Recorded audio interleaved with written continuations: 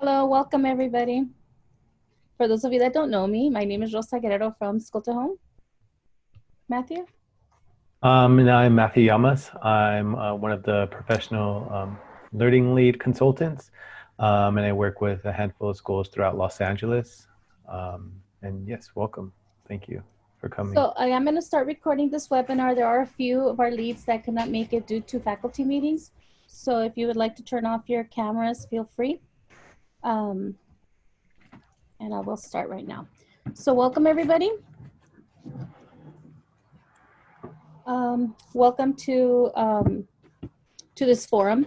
Now we cannot have any more regional meetings in person or anything, so we're trying to find other ways to connect with you, to collaborate, and to give you all a forum just to share best practices. So thank you for joining us. If you all can please log on to Mentimeter and use the code 470768 so that you can join our discussion. We're going to get into our work that we're doing with School2Home. And so we're going to ask everyone if you can please add any instructional challenges that you've had this during this COVID quarantine right now. So go ahead and respond to that with some of the bigger challenges you've been facing during this situation.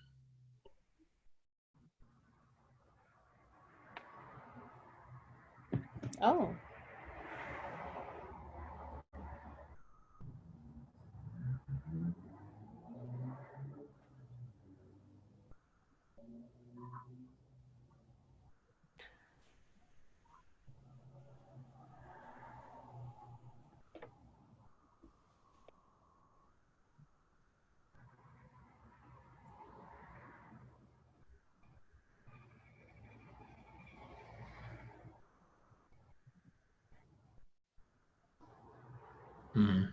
Yeah, IT issues.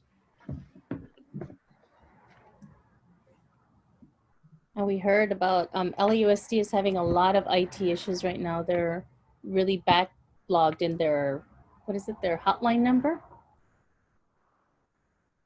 What kind of issues, like with the system or with the devices? With the devices and the hotspots that they are giving out that they give out to some of the high school students.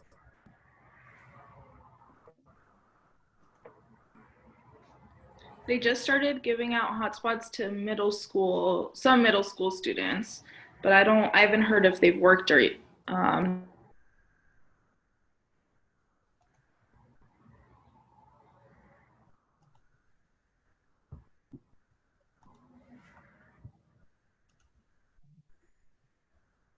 Got you. Okay, these are some interesting ones. Where should we start? The lots of type of interaction that I like that comment. Yes, who's LAUSD user in the chat room who said with parents supporting their students with establishing routine and for engaging in distance learning?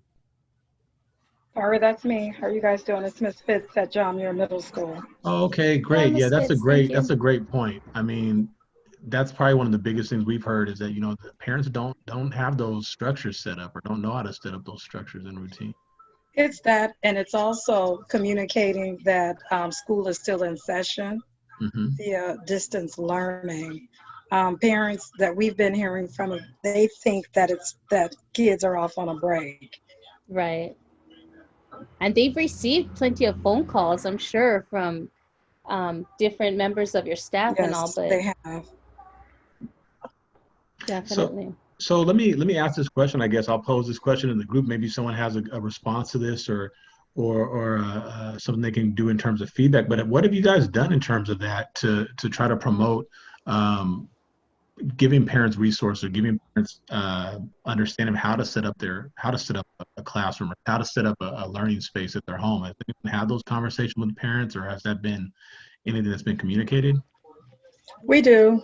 We're responsible. We set up logs, and we have communicated to parents as well as our counselors and our other support staff at the school site that online learning is taking place.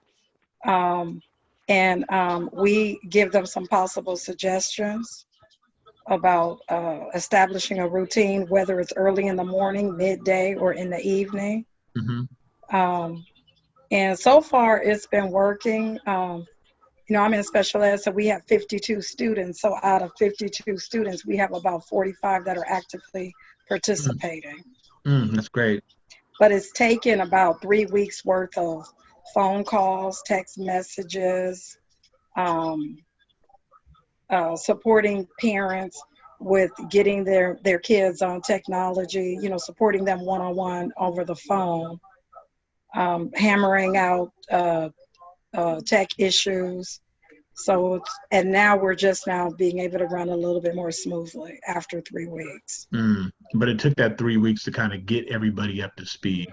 Yes, and it takes a team of teachers. So all of us that teach our group of students, we created a contact log. So everyone is logging daily if they're participating and accessing and submitting the assignments.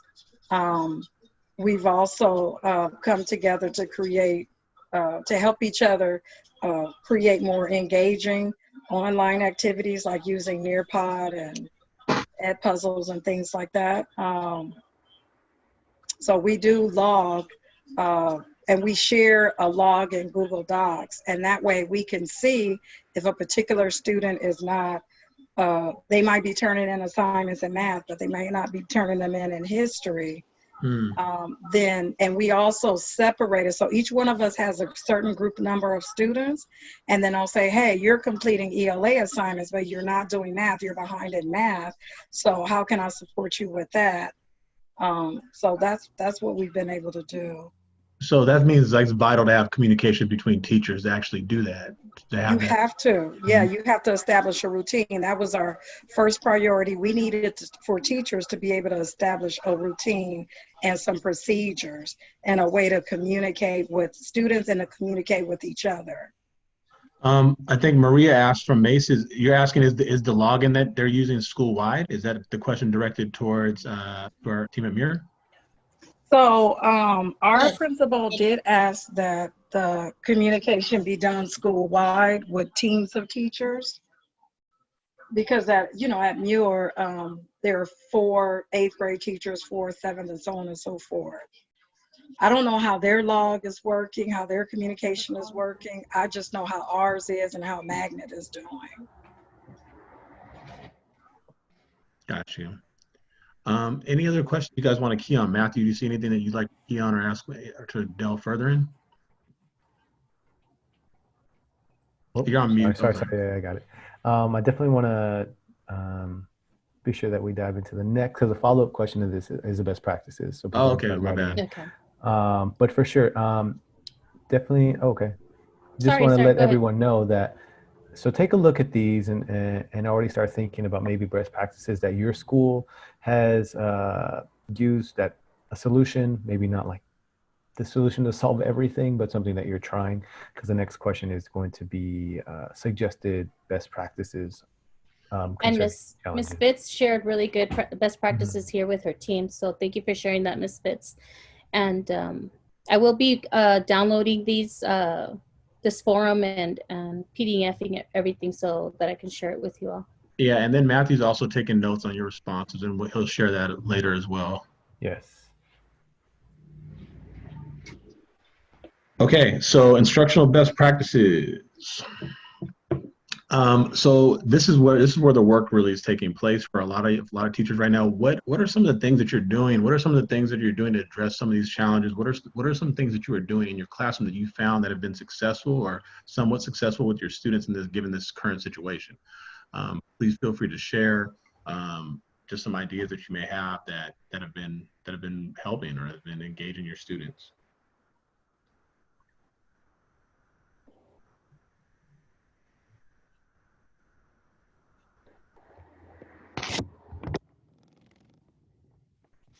Engaging your students or even supporting your staff. I know a lot of you are providing a lot of Zooms, a lot of different, maybe through the LAUSD conference the Schoology conference, you're providing different supports for your staff in smaller groups, grade levels and all. And webinars. I know some of you are also doing webinars, and thank you for inviting us to those webinars as well.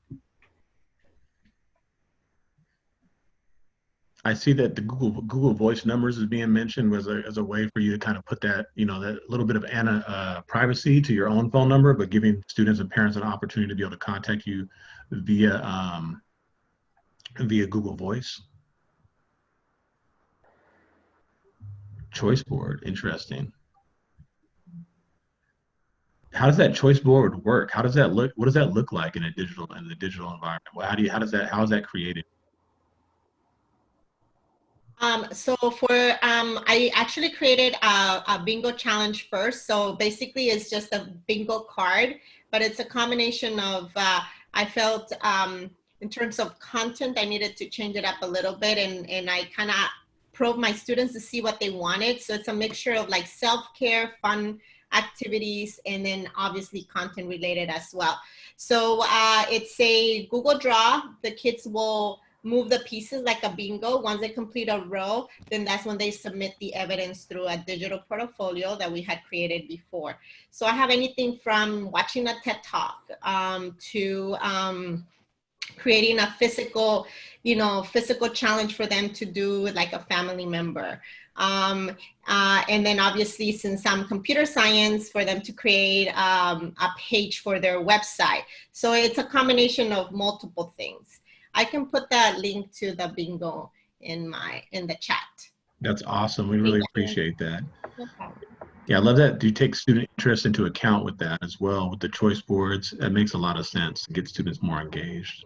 Yeah, so I asked them before because I didn't see much participation in the first weeks. They were very, I just kind of continue my instruction as if I was in the classroom, and the kids were getting completely lost. Mm-hmm. And I kind of realized, and I have about 10 students who participate in Zoom sessions, which is, I wish it will be more, but those 10 that are participating per period, I kind of probe them, and they gave me that suggestion. Make it fun, don't make it all content. So then from there, I kind of had to adjust what I was doing. Got you. Sounds like it worked though, that's awesome. Thank you. What kind of tutorial videos are you doing for your teachers? Somebody wrote here, creating tutorial videos based on teacher interests and needs.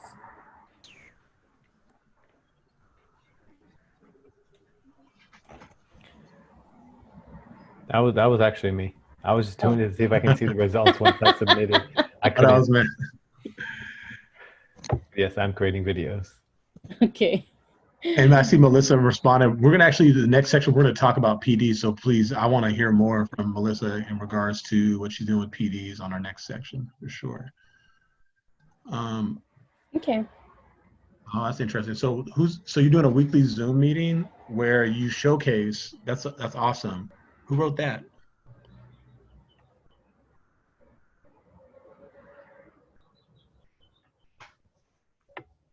That would be Crozier Middle School. Hello, everyone. Hi.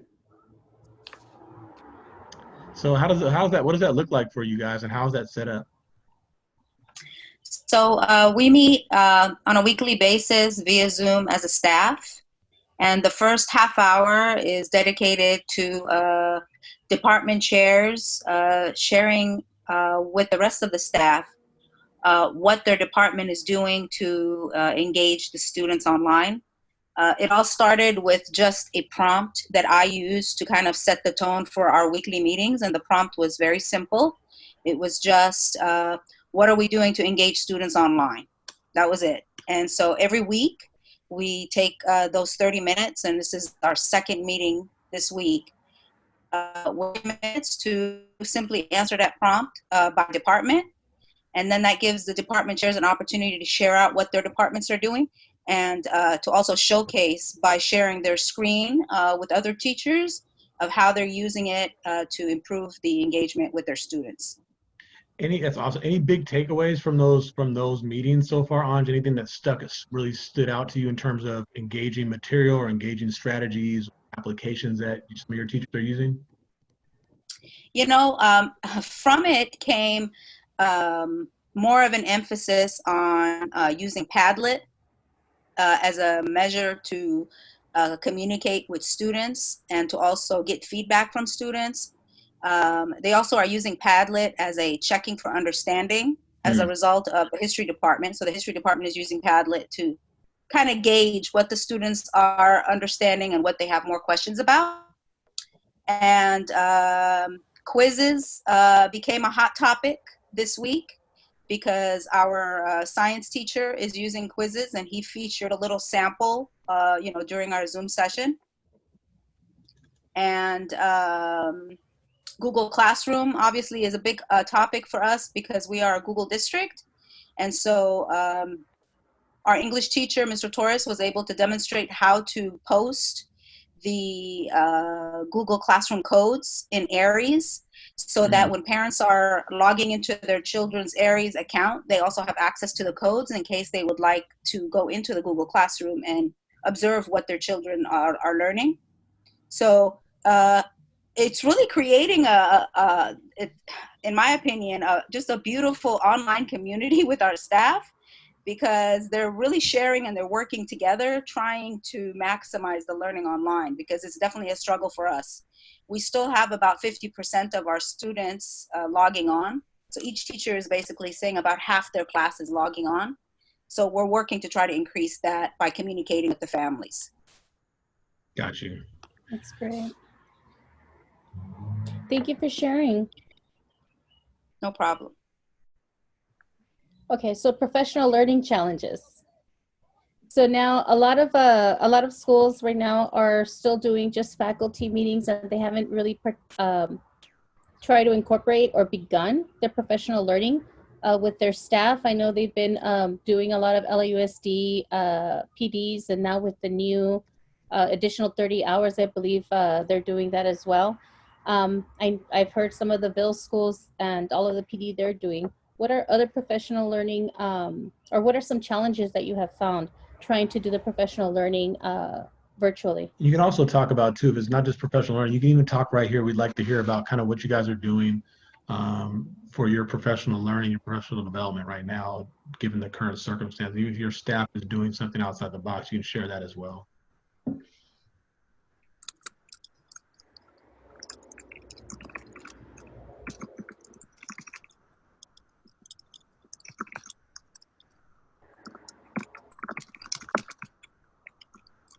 That's a very difficult question to respond to, especially if you have such a big staff.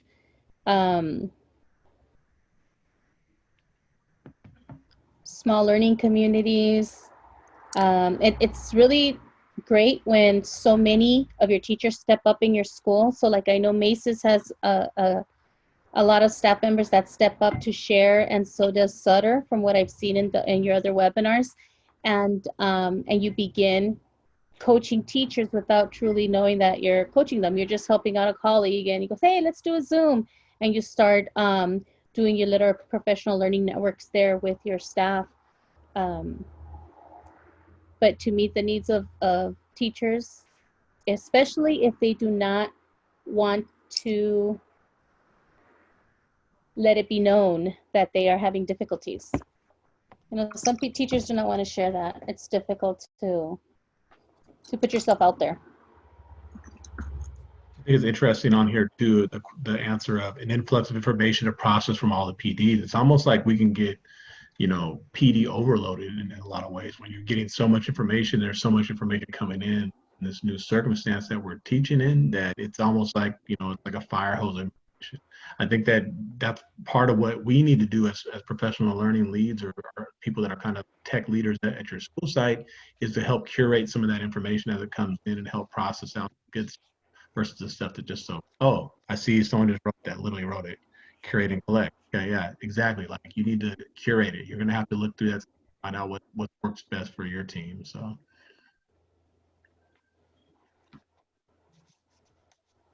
what is it called, Debbie? Wakelet? Yes, I was just going to share my Wakelet with you all in a minute. But yeah, Awesome. Wakelet is It's an online platform where you can curate resources. I was gonna go get it and put it in the chat for everyone. That is I great. did I've one never heard of for it. I Mhm. did one for educators and one for parents, and then I posted it, and it's gotten a few views. That's awesome. Yeah, I've never heard of that. I'm excited to learn about a new application, Wakelet. And actually, that's featured in the PD link that I shared with all of you on the chat. That's the one that I did for Vils earlier this week, and that information for the Wakelets there, as well as a bunch of other resources. 10 of my teachers shared their best practices, including choice boards, creating videos for tutorials, all the stuff that's been mentioned. Mhm. There's examples of those things in there, and everything's linkable, and you get to have some of those resources there. But I'll share That's, my Wakelet too. is it similar to like Pinterest in that way, or how does that like? I've never used. Let me get on my phone and have a look at it. I've never heard of it at I'll all. share the Wakelet with you in a second. I'm gonna go get it. Okay.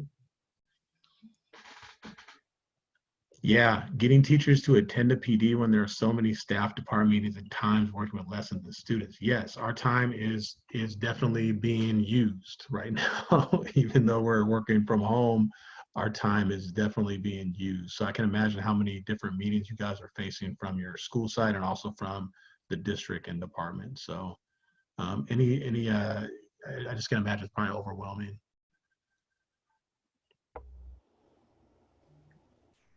Maria, I'm curious that are you still doing at Macy's doing your newsletter where you had different teachers take over the newsletter or your tech newsletter?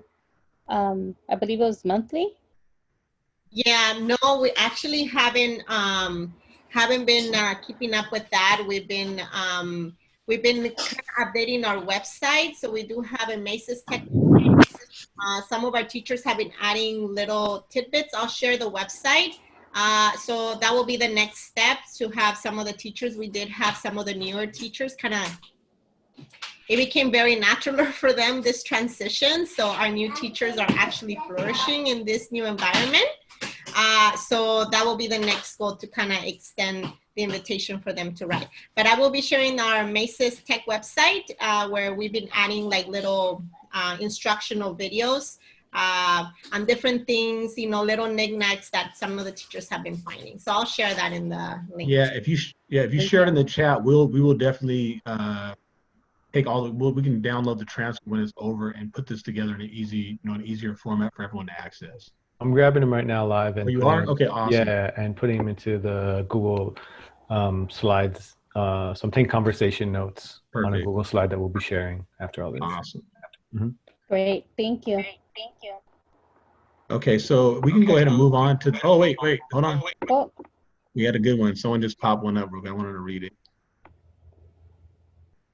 Awesome. Currently, we are identifying expert teachers within departments to help others that need help with certain programs. Just an FYI for us, in terms of what we're trying to do at School to Home, that's an opportunity as you as PL leads, perhaps to find these expert teachers, identify them, and then give them opportunities to become professional learning coaches, to be able to provide coaching to the rest of your staff.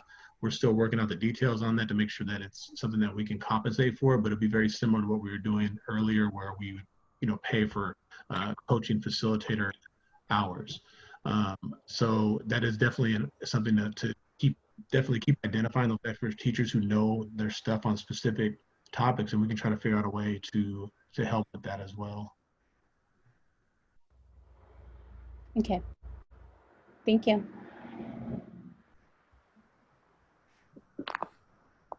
And I know some of you have already shared some of your professional learning best practices. Thank you for sharing. And Matthew will be sending out those links that you have all shared. Yeah, when you add to this one, if you have a structure, if you have a PD structure that you guys are currently using in the digital environment that you feel is working, please share it with us. I know you might have talked about it briefly, but definitely share it in terms of typing it out so we can have that record. If you have like a PD, if you feel like your PDs do work and you feel like the way they're set up beneficial to your teachers and is helpful, please share.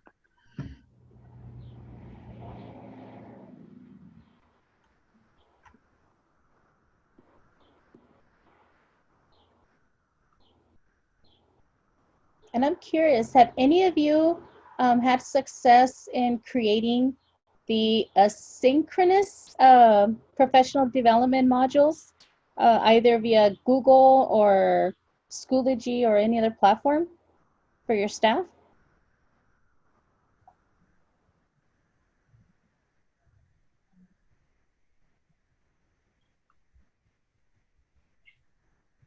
No?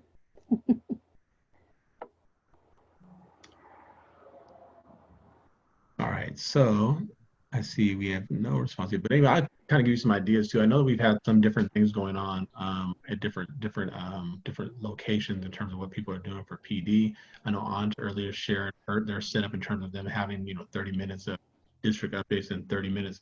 That's correct, right on. Like 30 minutes of school and district updates and 30 minutes of PD each week.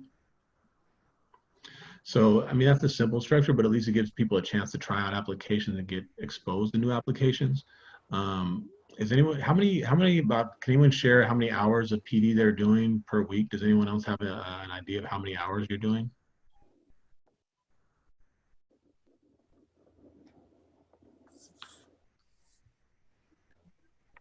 Are you asking in terms of the leads, I Dylan, just mean, or the teachers? I'm all the leads, anyone who's on the call. Is there anyone here, like, I mean, about how often are you guys meeting per week?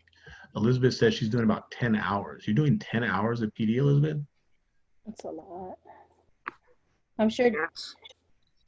And I know some of you have coaching positions on campus already, so I know you're doing even more hours. So yeah, and any professional development, either your school site professional development or any other projects that you're working on. Yeah. Okay, because yes, I'm kind of being used to also facilitate the district PDs right now. So the district, with the help of LACO, has put together a PD plan, and each week we get updates as to what webinars are available for what subjects and what resources there are that teachers can reach out to. And so I'm also helping to communicate that plan to the staff to see if I can get the teachers to participate. But what I did post on the former question is that with all of the resource and the training available, it's not mandatory. So it's making it kind of fuzzy. I encourage and I remind, but I'm really just wondering if it's just going to be optional. How do you get more teachers on board? Because it's the same teachers who are kind of jumping on things and ready to learn something new, but the ones that aren't are the ones that I'm concerned about. Anyone have an answer to that? Anyone school doing voluntary professional development and not mandatory? Who can share how to improve turnout?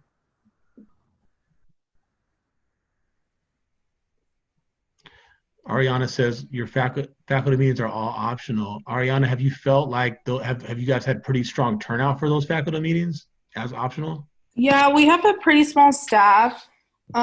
So we have about like 27 people who join out of, I don't know, we maybe have like 35 total staff members. So usually most people attend, but they're optional because of the union. Exactly. That's exactly what it is.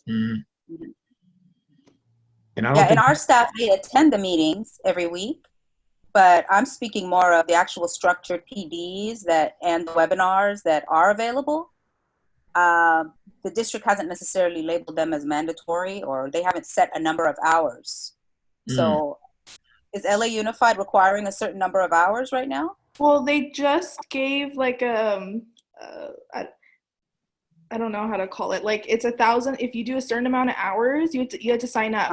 And if you do a certain amount of PD hours through the district, there's like an $1,000 stipend. they monetized it. Interesting. Yeah, that's nice. And then we had to do 5 within a week or within 2 weeks before spring break or around spring break. And I think they're giving teachers about $500 for doing those. Wow. Okay, so they monetize. Oh, that's fantastic. That certainly can be encouraging. Yeah, if I said if any other LUSD teachers, or if I said anything wrong, but I'm pretty sure that's correct. They're trying to encourage teachers to do these online PDs. Okay. Interesting. Yeah, Inglewood's not offering that right now. I'm guessing on. No, but I am going to recommend it. There you go. and see if anyone is listening. There's a benefit of that. Like LAUSD is doing it. What's up? Can we do That's something because similar? within the negotiation with the district, we're only mandated to put in about 4 hours worth of daily work. So they want to have a way to get teachers to participate in the first 10 hours of PD, so that they can get some initial understanding of and resources that they can use for distance learning. And then the other part of that, the additional 30 hours, is to kind of like train teachers to become trainers at their school site, so that we can continue to implement distance learning, depending on what kind of format, the schools, what kind of instructional setting the school is going to be when we return. So it's a lot with that. They're going to be sharing, when you get done with that PD, you're going to be sharing your best practices, and then you have to go and be able to support others at your school site in order to get the stipend. Dylan, do you mind, and by all means, people can continue to share more details on this, but I guess for me, when I was thinking about, I know we think professional learning most often of a Tuesday or Thursday, where it's an hour where it's mandatory that we have to sit in a room together and be, listen to lectures most of the time. But I mean, for here, to really hear if anyone has anything to share of like their own personal, whether it's like PLN, like their professional learning networks, sharing resources on YouTube, or maybe with other teachers, just like how they're continuing or just starting their personal professional learning. If anyone has anything on that topic, not so much the presentation aspect of it. Oh.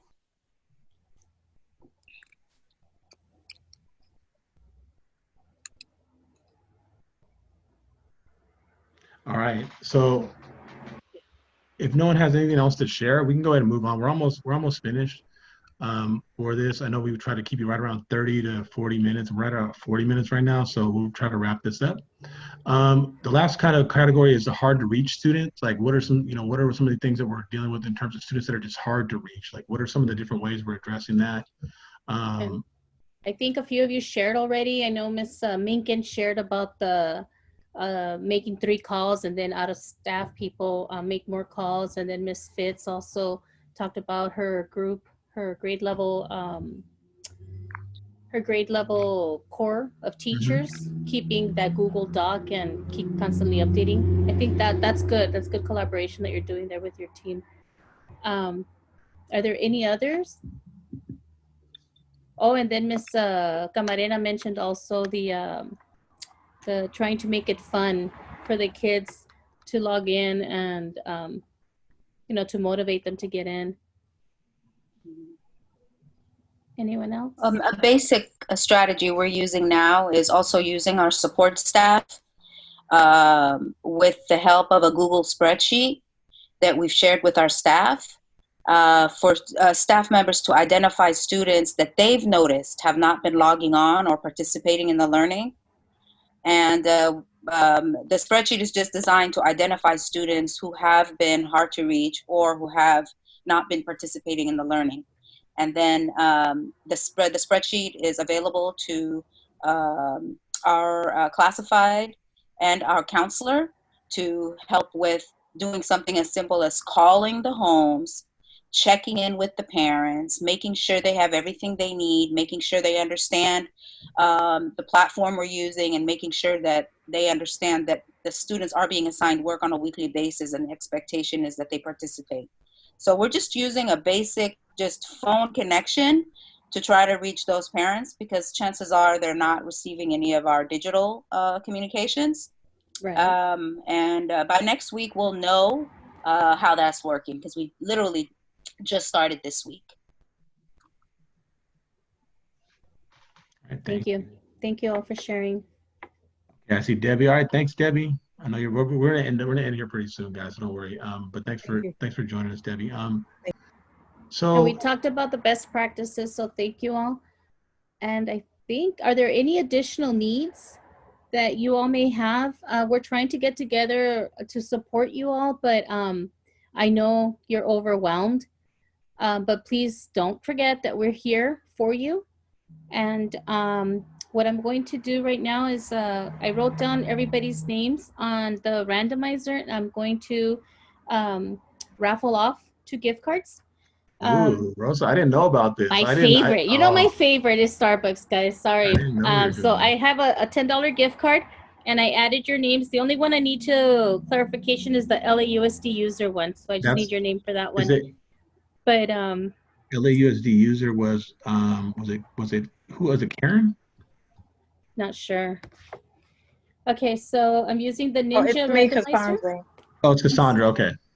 Okay. And so it looks like Maria just won the $10 gift card from Did she? Starbucks. So congratulations. Congrats. Matthew, can you write that down, please, so that we can mail it to her? Yeah. We'll And then- sanitize it before we mail it. Don't worry, guys. Yeah. Agustin has them in the office. He's going to mail them out. And then I also have a $50 gift card from Panera. So that hopefully will get you Big guys one. dinner. Who was the first winner? Tell me again. Maria Sorry. Camarena. She Sorry. won the $10 from Starbucks. And then now It's the big one. the $50 one is, I'm trying to show you my iPad, but I guess I can't. Miss Pack. Miss Pack. Woo! All right. Big balling. That's big Thank money. you. So we have your address on file from your stipends that you've received. So we'll be mailing that out. I'll let Agustin know as soon as we're done. So hopefully you'll get it within the week. Thank you all very much for joining us. Thank If you, my guys. team can stay behind, everyone else, please take care of yourselves. And thank you for participating. We will be in touch to talk about a couple of changes we made to the work plan. If there's anything else, Dylan? I don't have anything else for you. Watch our playlist. Watch our YouTube playlist that's in our signatures and being promoted on our additional resources page. We've created some different videos for you guys to digest and have a look at that are hopefully really short and are helpful. Can you support with some video making equipment, Bluetooth mic? We created a YouTube channel. Who's that? That's me. We created a YouTube channel trying to spread computer science, but very unplugged, so no computer needed. But we were wondering if you guys can help with like some. Yeah, definitely reach out to myself or Rosa. And I think Rosa, you're probably more familiar with Mace's budget than mine, but we should have budget for that. Doesn't seem like we should be okay. Right. Yeah. Okay. We'll talk about it. Thank you, Maria. All right, thank you. Anything else?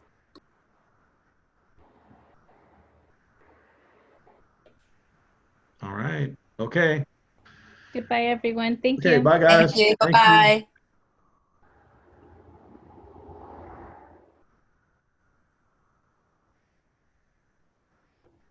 Matthew is. Oh, we lost Renee. Oh, Renee couldn't. She's busy though. Mhm. We have another Matthew. Hi, Matthew. The other Matthew. That's me. It's just I logged into my other computer so I can Oh. take notes. So Oh, I okay. can I was grab like- the Thank you. Zoom. Yeah, I was like, grab the who's Zoom, that? Put it in. No, it's me. So I have to figure out how to do this. Oh, let me stop recording. Hold on. So that, oh no, stop recording. All right.